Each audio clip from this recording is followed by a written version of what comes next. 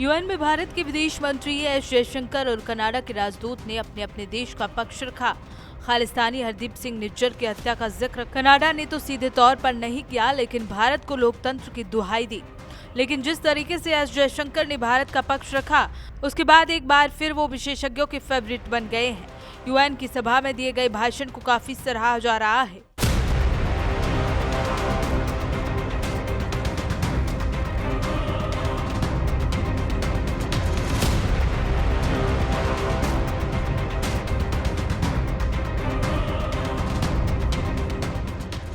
विशेषज्ञों की माने तो निज्जर हत्या की वजह से भारत और कनाडा के बीच विवाद भू राजनीतिक प्राथमिकताओं के दौरान ही सामने आ रहा है।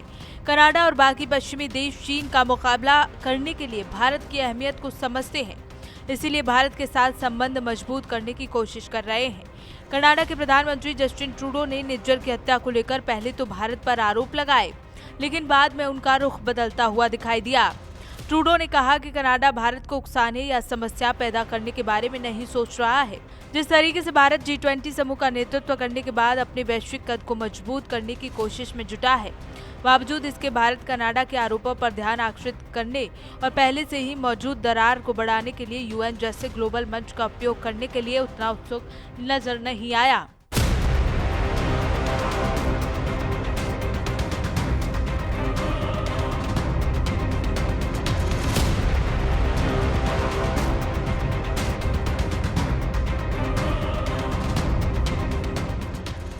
ऐसे में जयशंकर का भाषण काबिले तारीफ था।